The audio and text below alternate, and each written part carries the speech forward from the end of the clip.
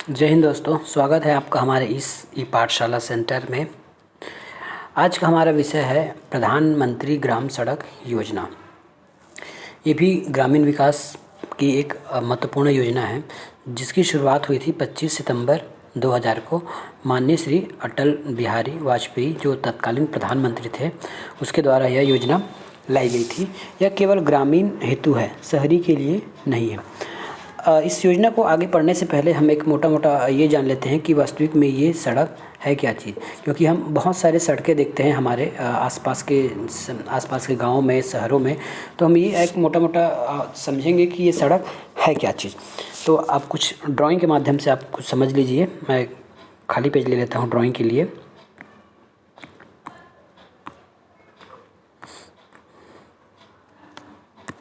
ये देखिए, हम इस पेज पे समझेंगे कि ग्राम प्रधानमंत्री सड़क योजना क्या हो सकता है।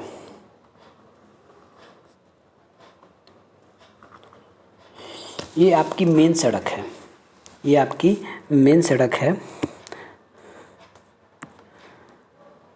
और ये आपका गांव है, ये आपका गांव है। ये मेन सड़क है, ये गांव है। इसी प्रकार और गांव होंगे, इधर भी गांव होंगे, इधर भी गांव होंगे। मेन सड़क कहने का अर्थ ये है, मेन सड़क कहने का अर्थ ये है कि ये सड़क हो ना हो किसी ज़िले को ज़िले से या फिर जनपद से या किसी फेमस जगह से जोड़ती है जो बहुत लंबी रहती है, जो बहुत लंबी रहती हैं 10, 20, 30 किलोमीटर के अंतर्गत। उसको हम बोलेंगे मुख्य मार्ग। ये आपका है मुख्य मार्ग, ये मुख्य मार्ग है। और ये आपका गांव है, ये मुख्य मार्ग है और ये आपका गांव है। मान लेते हैं ये आपका गांव है। अब इस गांव से जाने के लिए आपके यहाँ सड़क तो पहले तो है, वैसे तो हर गांव में एक कच्ची सड़क रहती है जाने के लिए। तो इस गांव के लिए यहाँ तक आने के लिए देखिए, ये मुख्य मार्ग से आपके गांव को जोड़ रही है, मुख्य मार्ग से आपके गांव को जोड़ रही है। हो सकता है इसमें कोई और गांव हो सकता है इस बगल में आपके गांव तक आते आते, सॉरी मिट गया। ये आपका मुख्य मार्ग है, ये आपका गांव है, ये आपका गांव है और ये गांव तक आने के लिए एक रोड है। और हो सकता है इसी बीच आए एक और गांव हो सकता है इसी बीच एक और गांव हो, ये हो सकता है इसी बीच और गांव। लेकिन हम मुख्य मार्ग इसी को बोलेंगे, मुख्य मार्ग। ये मुख्य मार्ग है। तो मुख्य मार्ग से आपके गांव तक आने के लिए जो सड़क बनाई जाती है वो है प्रधानमंत्री ग्राम सड़क योजना। ये मुख्य मार्ग से आपके गांव को जोड़ती है, ना कि किसी अन्य को। हो सकता है उस सड़क के आते आते आपके सड़क वो जो सड़क मुख्य मार्ग से आपके गांव तक आ रही, तो हो सकता है रास्ते में कुछ और गांव पड़ जाए, लेकिन वो मुख्यतः आपके गांव तक ही आ रही है और उसी को हम बोलेंगे प्रधानमंत्री ग्राम सड़क योजना। शायद इससे आपको कंफर्म हो गया होगा कि मैं किस रोड की बात कर रहा हूँ। तो हम अभी जितना भी रोड की बात करेंगे हम इस रोड के बनाने की बात करेंगे। इस वीडियो में हम जितना भी बात करेंगे हम ये मुख्य मार्ग से आप तक गांव, आपके गांव पहुँचने के लिए जो रोड होगा हम उस रोड की बात करेंगे, जो मुख्यतः 3 से 4 किलोमीटर के आसपास रहती है, उससे ज़्यादा लगभग नहीं रहती। और उससे ज़्यादा अगर 20, 25, 15, 20 किलोमीटर हो गया तो वो मुख्य मार्ग है, वो किसी और योजना के तहत बनाया जाता है। फिलहाल हम इसको देखेंगे। तो चलिए आगे अब वीडियो में चलते हैं। चलिए, प्रधानमंत्री ग्राम सड़क योजना की शुरुआत कैसे हुई? तो ये 25 सितंबर 2000 को शुरुआत करता कौन थे? अटल बिहारी वाजपेयी। यह केवल ग्रामीणों के लिए है। आपको याद होना चाहिए कि प्रधानमंत्री ग्राम सड़क योजना नाम से ही पता चल रहा है। इस प्रकार आपको कन्फ्यूज़न नहीं होना। कुछ बातें ये हैं जो आपको नाम से ही पता चलना चाहिए। आपको एग्ज़ाम के टाइम कोई भी कन्फ्यूज़न नहीं होना चाहिए। इसमें नाम में ही ग्राम है तो ये केवल ग्राम के लिए है, शहरों के लिए इसको उपयोग नहीं किया जाएगा। उद्देश्य क्या है? गाँवों को अच्छे 12मासी सड़कों से जोड़ना। जो हम अभी सड़क देखे हैं ना, ये मुख्य मार्ग था, ये आपका गांव था, वहाँ से जो आया था, इसको 12मासी सड़कों से जोड़ना। अब 12मासी का मतलब क्या होता है? बारहमासी का मतलब ये होता है चाहे धूप हो, छाँव हो, बरसात हो, हवा है, तूफान आए, आपकी सड़क ख़राब नहीं होनी चाहिए, आपको चलने में परेशानी नहीं होना चाहिए। इसी सड़क को हम चाहें तो मुरुम होता है ना, मिट्टी या रेत से भी बनाया जा सकता है, लेकिन हमने यहाँ एक वर्ड यूज़ किया है बारहमासी। तो ये रोड आपकी डामरीकृत रोड होगी, ये आपकी डामरीकृत रोड है। प्रधानमंत्री ग्राम सड़क योजना के अंतर्गत बारहमासी सड़क का मतलब यदि पूछा जाए तो वो आपका डामरीकृत सड़क है। आपके गांव तक जाने के लिए मुख्य मार्ग से आपके गांव तक डामरीकृत सड़क होगी जो बारहमासी होगी। बारहमासी मतलब सर्दी, धूप, बरसात या किसी भी मौसम में आपको आने जाने की दिक्कतें नहीं होगी, इसको हम बोलते हैं बारहमासी सड़क। अब इसके लिए पात्रता क्या है, क्या सभी गाँव के लिए ऐसा किया जाएगा? क्या इसमें सभी गाँवों को जोड़ने के लिए ऐसा किया जाएगा? तो इसके लिए कुछ लक्ष्य रखा गया है, कुछ क्राइटेरिया रखा गया है, वो देख लीजिए। सामान्य क्षेत्रों में मैं यहाँ एक डायग्राम बना ही लेता हूँ ताकि आपको बार बार इसको समझाना मुझे आसानी हो। ये देखिए एक डायग्राम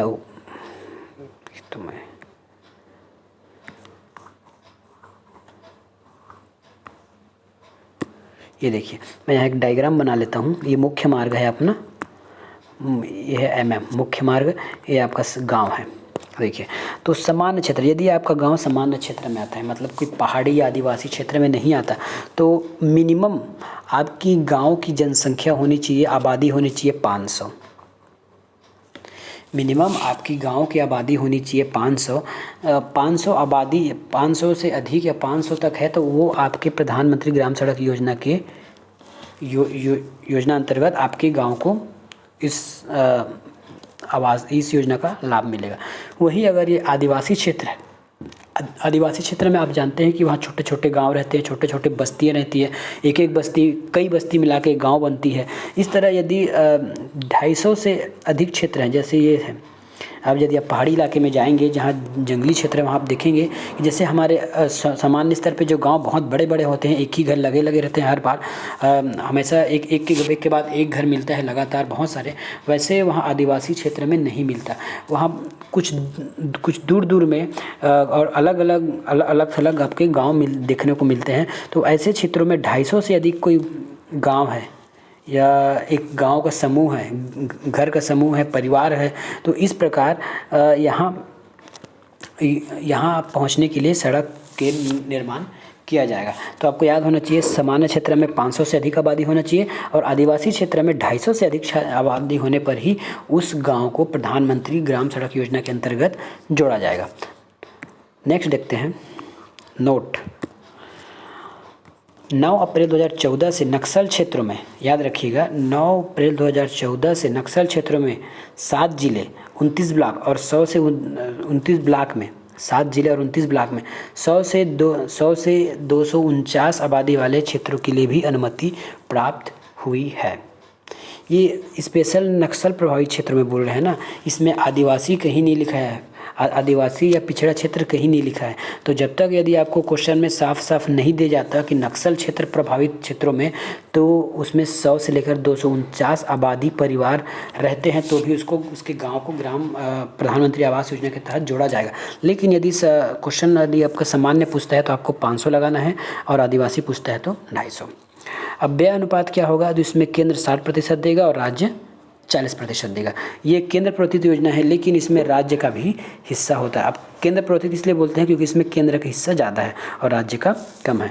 तो कुल खर्च में से 60% केंद्र सरकार देगी और 40% आपकी राज्य सरकार वहन करेगी। क्रियान्वयन कैसे होगा इस कार्य का, तो छत्तीसगढ़ ग्रामीण सड़क विकास अभिकरण है।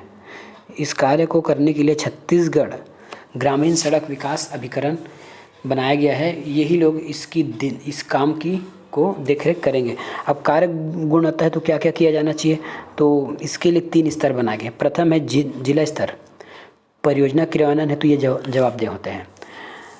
कार्य तो ये करेंगे, सड़क बनाने का कार्य ये करेंगे, सड़क ग्रामीण विकास अभिकरण, लेकिन अब कार्य की गुणवत्ता देखना है कि सड़क की छत्तीसगढ़ ग्रामीण सड़क विकास अभिकरण सही काम किया है कि नहीं किया है, कि उसमें कोई क्वालिटी में कोई समझौता थोड़ी किया है।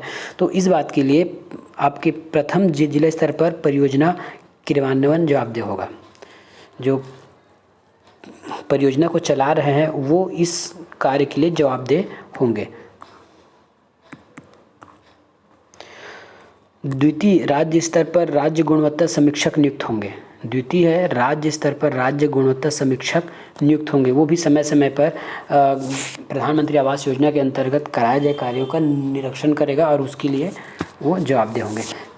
तृतीय है, केंद्र स्तर पर समीक्षक नियुक्त होंगे। देख लीजिए, देखिए इसमें 3 स्तर है, एक जिला है, राज्य है और केंद्र है, JRK, या फिर इसको JNK बोल देंगे, बीच को R बोल दीजिए। तो जिला, राज्य और केंद्र सरकार। प्रत्येक जिले में एक प्रयोगशाला बनाई जाएगी। अब इसकी ज़रूरत क्यों पड़ी प्रयोगशाला बनाने की?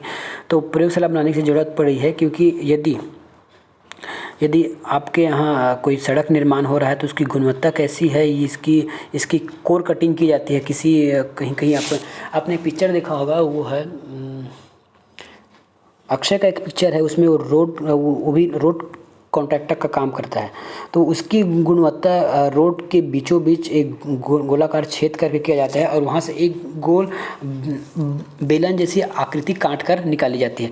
उसको प्रयोगशाला में उसका परीक्षण किया जाता है। जैसे आपको बताता हूँ, जैसे ये रोड है, इतना रोड है, ये बीच है, तो वहाँ का जो इंजीनियर आएगा, वहाँ के जो इंजीनियर आते हैं वो कहीं से कभी साइड का लेंगे, कभी बीच का लेंगे, तो वो बीच से एक वो कटिंग लेता है यहाँ से, ये उसका एक स्पेशल मशीन रहता है इसको काटने के लिए। तो बीच से एक लंबा बेलन जैसे एक उसको कोर कटिंग लेते हैं, उसकी प्रयोगशाला में परीक्षण होती है कि उसकी कितना टिकाव है, कितना मटेरियल यूज़ हुआ है, क्या हुआ है, सही से बना है या नहीं बना है। इस प्रकार को देखने के लिए एक प्रयोगशाला होती है। सड़क का 3 बार निरीक्षण किया जाता है। सड़क का 3 बार निरीक्षण किया जाता है और तीनों बार इस प्रकार की जाँचें की जाती है। अगला है, आप इसको कहाँ देख सकते हैं, तो ये है आपका मोबाइल ऐप www.pmgsy.nic.in या www.pmgsy.online.nic.in। इस प्रकार आप इस पोर्टल में जाके आप इसको अपने गांव या फिर अपने शहर के कार्य को अवलोकन कर सकते हैं। इसके लिए एक मोबाइल ऐप बनाई गई है, मेरी सड़क, और ये है आपका मेरी सड़क, और मेरी सड़क दिनांक 25/2015 को ये लॉन्च किया गया था। मोबाइल ऐप मेरी सड़क है, उसको लॉन्च डेट है 25 दिसंबर 2015। अब प्राथमिकता देखते हैं। आपको यहाँ थोड़ा सा कंफ्यूज होने वाला है, उसको मैं अभी क्लियर कर दूंगा। जैसे हमने पहले पढ़ा है कि सामान्य क्षेत्र में 500 से अधिक बसाहट के क्षेत्र में प्रधानमंत्री ग्राम सड़क योजना का लागू किया जाता है और आदिवासी में 250 लागू किया जाता है। लेकिन हम यहाँ प्राथमिकता देख रहे हैं। प्राथमिकता का मतलब कहना है कि पहले हम उन गाँवों को प्रधानमंत्री सड़क योजना से जोड़ेंगे जो 1000 प्लस की आबादी रखता है।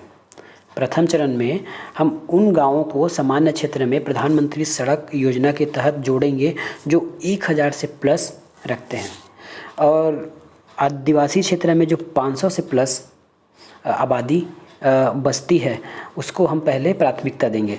द्वितीय चरण में हम देखेंगे कि 500 से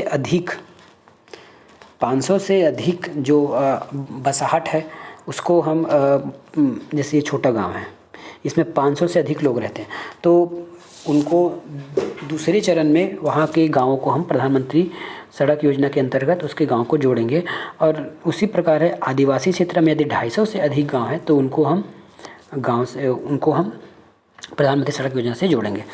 ये हो गया पहला चरण। ये दूसरा चरण। एक तीसरा चरण देखिए। तीसरा चरण में सभी मुख्य मार्गों का उन्नयन।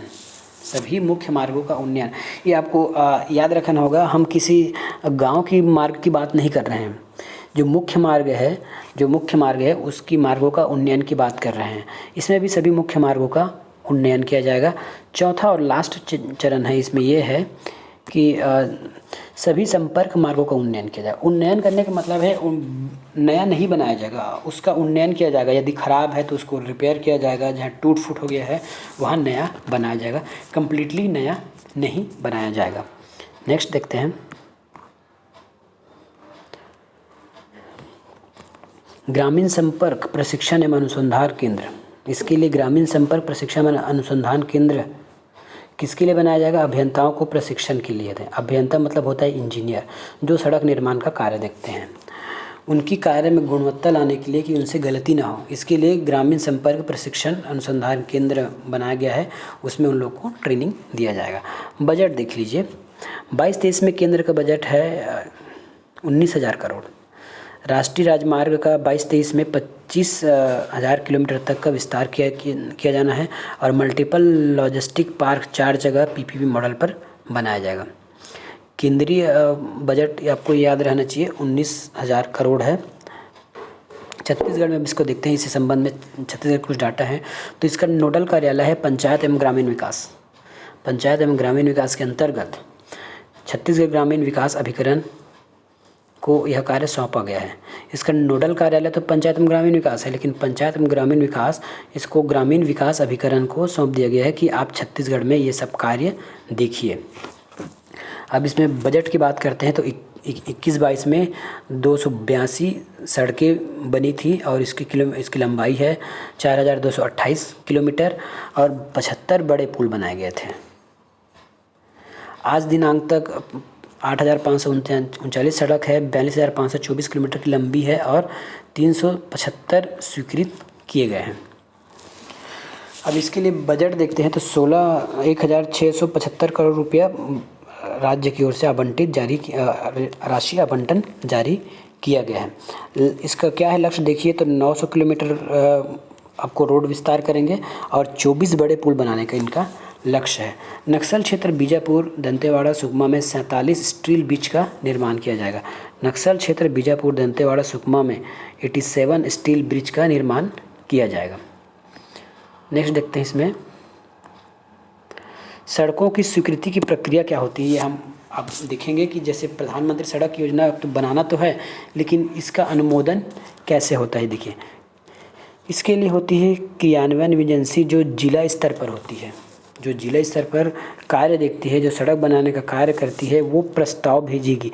प्रस्ताव किसको भेजेगी? तो जिला पंचायत को भेजेगी प्रस्ताव। ये लोग क्या करेंगे, किसी ग्राम का निरीक्षण करेंगे, उनको ऐसा लगता है कि इस गांव को 12मासी सड़क प्रधानमंत्री ग्राम सड़क योजना के अंतर्गत जोड़ा जाना है, तो वो लोग एक प्रस्ताव बनाएंगे। इस प्रस्ताव को जिला पंचायत से अनुमोदन प्राप्त होना पड़ेगा। उसके बाद अनुमोदन प्राप्ति के बाद छत्तीसगढ़ ग्रामीण विकास अभिकरण द्वारा जांच की जाएगी कि इनके द्वारा जो अनुमोदन किया गया है, जो प्रस्ताव पारित कर अनुमोदन किया गया है, वो सही है कि नहीं। राज्य स्तरीय स्थायी समिति का इसमें अनुमोदन की आवश्यकता होती है। क्रियान्वयन इकाई एक प्राक्कलन तैयार करेगी। यही जो क्रियान्वयन इकाई है, इतना होने के बाद ये जो क्रियान्वयन इकाई है, ये एक प्राक्कलन तैयार करेगी, उसको तकनीकी स्वीकृति कर भारत सरकार को भेज दिया जाता है। इस प्रकार एक प्रधानमंत्री ग्राम सड़क योजना का निर्माण का कार्य होता है। इस वीडियो में आज इतना ही। इसके बाद हम नेक्स्ट वीडियो लाएंगे। यदि ये वीडियो आपको अच्छा लगे तो चैनल को ज़रूर लाइक कीजिए, वीडियो को शेयर कीजिए। धन्यवाद। आपका दिन शुभ हो।